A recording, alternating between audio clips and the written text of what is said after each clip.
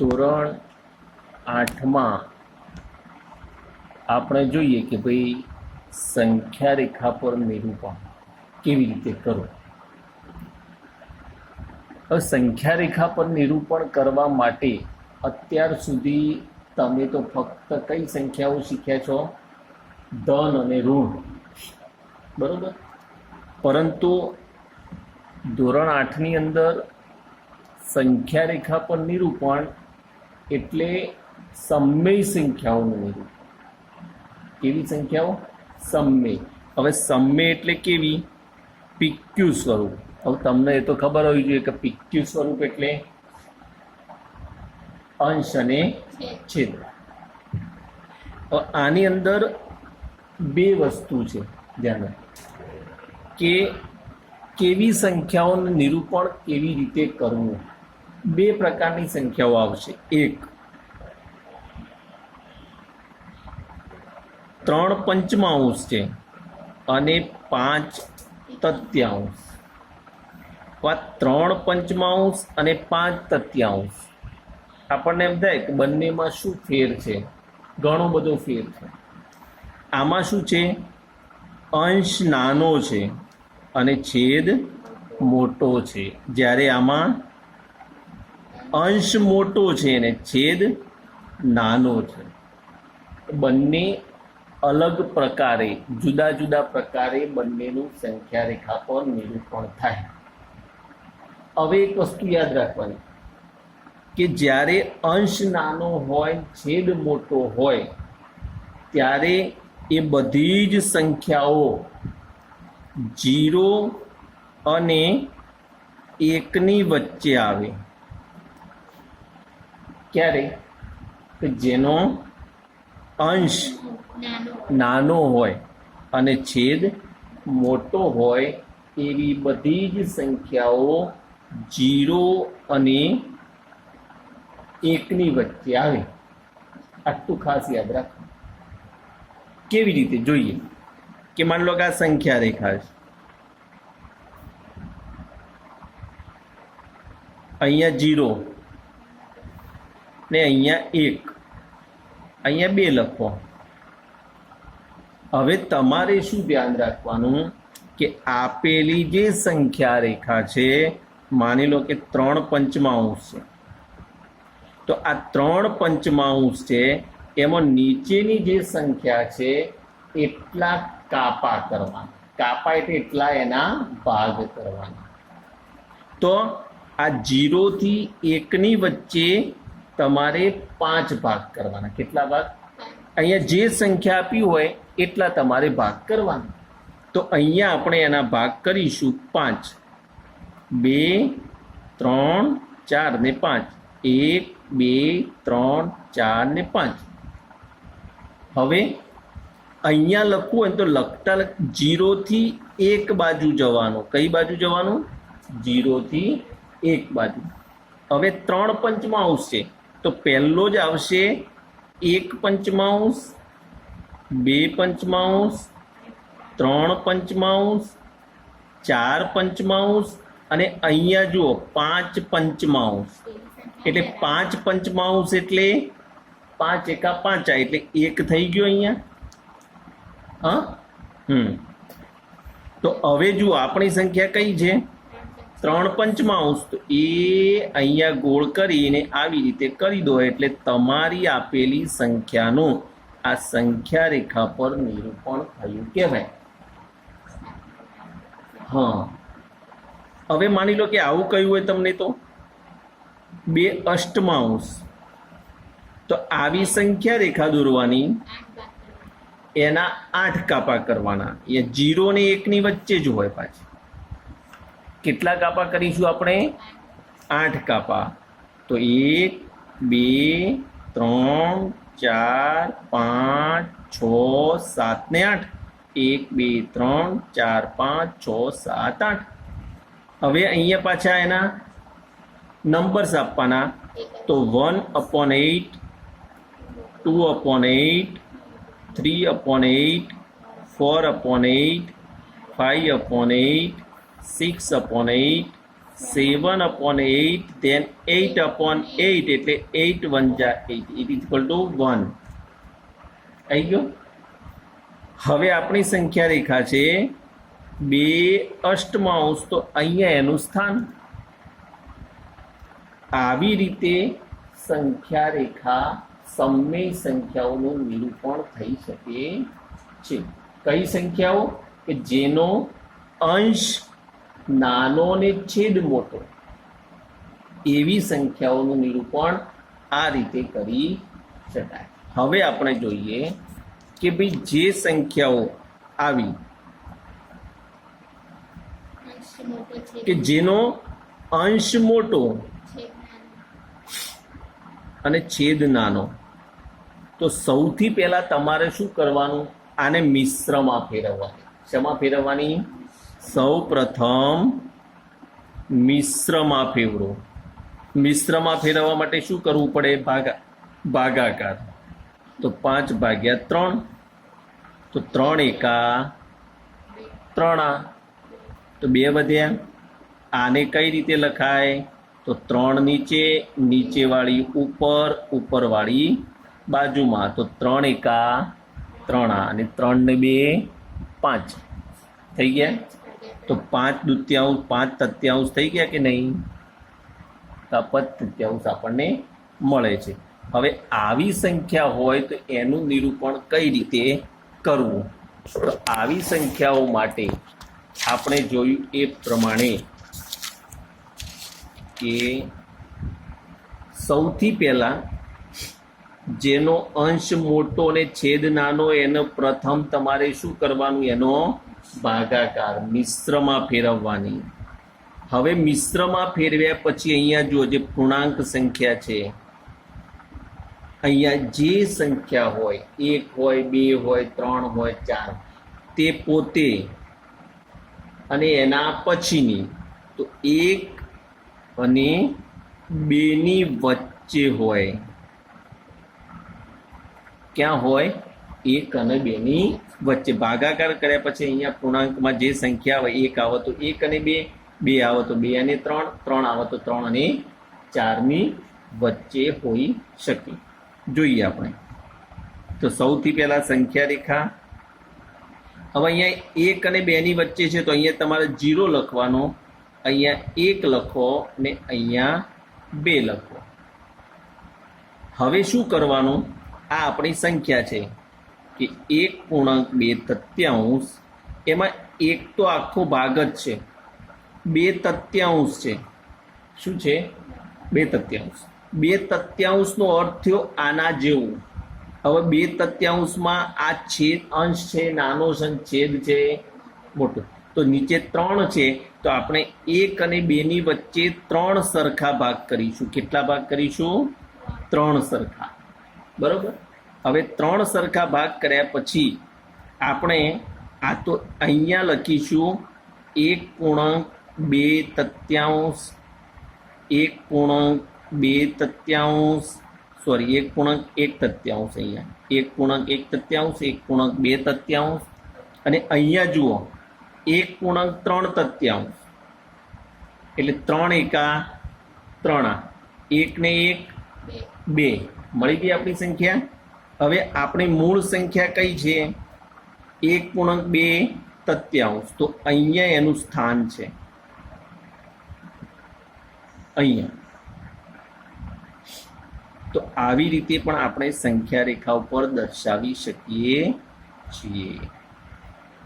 તો આ શું હતું કે પહેલાથી ફક્ત ભાગાકાર કરવાનો છે. હવે માની લો કે આવું હોય 8/7, તો ભાગાકાર કરવાનો. 8/7 એકા 7, 1 વધ્યો, તો અહીંયા 7 1 1, તો 1 અને 2 ની વચ્ચે આનું સ્થાન હોય. માની લો કે અહીંયા 5 આપ્યા છે અને અહીંયા 2 છે, તો 5/2 કરો, તો 2 દુ 4, 1 વધ્યો, તો અહીંયા સંખ્યા લખીએ આપણે, તો 2 1 અને 2, તો 2 દુ 4 ને 1 5, તો અહીંયા 2 આવ્યા, તો 2 અને 3 ની વચ્ચે હોય. આવી રીતે આપણે સંખ્યા રેખા દોરી શકીએ છીએ. તો સંખ્યા રેખા ઉપર નિરૂપણ આ રીતે સિમ્પલ રીતે તમે કરી શકો. બોલો. ઓકે, આવડશે? ઓકે. હવે બીજી એક વસ્તુ છે કે સંખ્યા રેખા ઉપર નિરૂપણ તો આપણને આવડે કે ભાઈ નાનું ને મોટું, મોટું ને નાનું જોવાનું છે, બરોબર. હવે બીજી એક વસ્તુ છે કે સમમેય સંખ્યાઓની અંદર એવું હોય કે આપણને એવો પ્રશ્ન પૂછો કે ભાઈ એક ચતુર્થાંશ અને એક દૂતીયાંશ ની વચ્ચે સમમેય સંખ્યાઓ કેટલી હોય? સમમેય સંખ્યાઓ કેટલી હોય? ધ્યાન રાખજો, બહુ મહત્વનો મુદ્દો છે. સૌથી પહેલા શું કરવાનું? પ્રથમ તમારે 4 અને 2 નો લસા, 4 અને 2 નો લસા લેવાનો. તો 4 અને 2 નો લસા તમે સિમ્પલ 8 લેશો તો પણ ચાલશે અને 4 લેશો તો પણ ચાલશે. ગુણાકાર કરો એ એનો લસા છે, એવું કોઈ કમ્પલસરી નથી. માની લો કે 8 લસા લો કે 4 લસા લો. હવે આપણે માની લો કે 8 લસા લઈએ તો આ રીતે સંખ્યાઓ આપણે લખતા હતા પહેલા, ખબર હોય તો, એના છેદને સરખા કરવા માટે. તો 4 દુ 8 અને અહીંયા 2 ચોક 8, તો 2 એકા 2, 4 દુ 8, 4 એકા 4, 4 દુ 8. તો અહીંયા જુઓ તમે, તો 2 અને 4 ની વચ્ચે ફક્ત એક જ સંખ્યા આવે, 3 અષ્ટમાંશ. પણ કદાચ આપણને એવું કહ્યું હોય કે ભાઈ આની વધારે સંખ્યાઓ જોઈએ છે તો શું કરવાનું?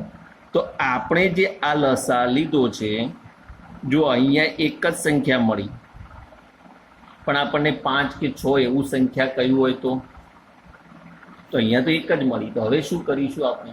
તો આપણો જે લસા છે 8 ને 2 વડે ગુણો તો 16 થયો. તો હવે આપણે આ જે મૂળ સંખ્યાઓ છે એ આપણે અહીંયા લખીશું. 16 લાવવું હોય તો ચોકું ચોકું 16, અહીંયા 8 દુ 16, તો 4 એકા 4, ચોકું ચોકું 16, 8 એકા 8, 8 દુ 16, બરોબર. તો હવે જુઓ 4 16અંશ 8 16અંશ, તો એની વચ્ચે કેટલી આવી? 5 16અંશ, 6 16અંશ, 7 16અંશ અને 8 16અંશ આવી, બરોબર. પણ આપણને અહીંયા એવું કહ્યું હોય કે ભાઈ અમારે તો સંખ્યા રેખા તમને કહ્યું હોય કે 4 પંચમાંશ અને 1 ચતુર્થાંશ ને 1 દૂતીયાંશની વચ્ચેની 5 સમમેય સંખ્યાઓ લખો. તો અહીંયા તો કેટલી થઈ? 3 જ થઈ. તો આ દાખલાની અંદર તમે આવું તો કેટલી વાર કરો? પરીક્ષાની અંદર આ દાખલો પૂછે તો તમે આવું કેટલી વાર કરો? આ તો 1 વાર કર્યું, આ પાછું 2 વાર કર્યું, અહીંયા 3 વાર કરો તો પણ ના આવે. તો શું કરવાનું? આપણે તો કરે જ જઈએ. તો આના માટે એક સરળમાં સરળ અને સાદી રીત હું તમને કહી દઉં કે આમાં આટલું બધું કોઈ જ મગજ દોડાવવાનું નહીં ક્યારેય. ને આવી રીતનો દાખલો હોય તો આપણે આને આ રીતે કરે જ જઈએ. તો અહીંયા કદાચ 1 આવી, અહીંયા 3 આવી, પછી કરીએ તો કદાચ 4 આવે, પછી 5 આવે, તો કેટલો ટાઈમ વેસ્ટ થાય? એના કરતાં ધી બેસ્ટ એક જ વસ્તુ હું તમને કહું કે 1 ચતુર્થાંશ અને 1 દૂતીયાંશની વચ્ચેની 5 સમમેય સંખ્યા લખો તો તમારે શું કરવાનું, આ પહેલા લસા લઈ લેવાનો. તો 4 દુ 8 લસા આવે છે. સૌથી પહેલા હવે 8 થી કે લસા લઈને કરવાની જરૂર નથી, સીધા 5 ગુણી કાઢવાના. 8 પંચો 40, સીધા 5 જ લેવાના. પરીક્ષાની અંદર હોય કે ગમે ત્યાં ગણતા હોય, સીધા 5 લઈ લેવાના. તો 8 પંચો 40. હવે આપણો લસા કેટલો કહેવાય? 40. તો આ સંખ્યા લખીએ ને આપણે હવે છેદને સરખા કરવાના. તો અહીંયા 10 થશે, 10 ચોક 40. અહીંયા 20 દુ 40. હવે આનો ગુણાકાર કરો તો 10 અને 40, 20 અને 40. તો હવે જુઓ આની વચ્ચે કેટલી આવી? 11 40, 12 40, 13 40, સોરી 14 40, 15 40, 16 40, 17 40, 18 40. કેટલી બધી સંખ્યાઓ મળી એકદમ ઓછી મહેનતે શોર્ટમાં. એટલે આવો જ્યારે પણ દાખલો હોય કે ભાઈ 5 સમય સંખ્યાઓ લખો, 6 લખો, 7 લખો, કે જે કંઈ કહ્યું હોય તે, તો આપણે જે લસા આવતો હોય લસા લઈ અને એને 5 વડે સીધા ગુણી અને જે જવાબ આવે એ લસા રાખી અને જ દાખલો કરી દેવાનો. એકદમ સિમ્પલ રીતે, સરળ રીતે તમારો પ્રોબ્લેમ સોલ્વ થઈ જાય. પેલું 2 વડે કરો, વળી પાછા 3 વડે કરો, પછી 4 વડે કરો, 5 વડે કરો, કેટલો ટાઈમ વેસ્ટ થાય. એના કરતાં ધી બેસ્ટ સૌથી પહેલાં તમારે લસા લઈને 5 વડે ગુણીને જ દાખલો કરવાનો. એટલે સરળમાં સરળ એક જ વખતમાં બધી સંખ્યાઓ મળી જાય અને ક્યારેય કોઈ ખોટો હોઈ શકે નહીં. એટલે એવું નહીં રાખવાનું કે હું 5 વડે, કોઈએ 5ની જગ્યાએ 6 લીધો, કોઈ 7 લે, તો એ જે સંખ્યાઓ આવે ને બધાની સેમ સરખી જ હોય, કોઈની ખોટી હોઈ શકે નહીં. માની લો કે કોઈ 5 લે છે, કોઈક હોય સીધો 6 અને 7 લે છે, કોઈક 8 લે છે. તો એ જે સંખ્યાઓ આવશે ને એ બધો જવાબ સાચો જ હોય, એની વચ્ચેની જ સંખ્યાઓ હોય, કોઈ દૂરની હોઈ શકે નહીં. હવે તો સૌથી પહેલા લસા લઈને કામ કરવાનું. હવે માન લો કે આ તો અંશ અને છેદની સંખ્યા છે, પણ કદાચ એવું કહ્યું હોય કે 4 અને 5 વચ્ચેની 5 સમય સંખ્યાઓ શોધો. તો શું કરવાનું? આ તો સિમ્પલ છે. તમને એમ થાય કે સાહેબ આનો લસા ક્યાંથી લેવાનો, કયો લેવાનો, એ મોટો પ્રશ્ન છે ને. તો આનો લસા આપણે સાદી રીતે લઈ શકીએ. શું કરી શકીએ? સાદી રીતે પણ આપણે આનો લસા લઈ શકીએ છીએ. કેવી રીતે હું તમને કહું કે જુઓ, આ 4 છે તો 4ના નીચે એક તો કમ્પલસરી હોય જ સમય સંખ્યા, 5ના નીચે પણ એક હોય. હા, તો આને આપણે સરખી બનાવવા માટે આવી કોઈ પણ સંખ્યાઓ હોય ત્યારે એને સરખી બનાવવા માટે છેદ સરખા કરવા 10 વડે ગુણતા કે ભાગતા. સીધા કેટલા લેવાના? 10 વડે. કેટલા વડે? 10 વડે. હવે 10 વડે ભાગીએ ને ગુણીએ એટલે આપણે એ સંખ્યા મળી જાય. તો જુઓ 4/1 5/1 ગુણ્યા 10 લાવવાના છે તો નીચે 10 કરવા પડશે, ઉપર 10, નીચે 10, ઉપર 10, 10 ચોક 40 અને 10 પંચો 50 અને 10.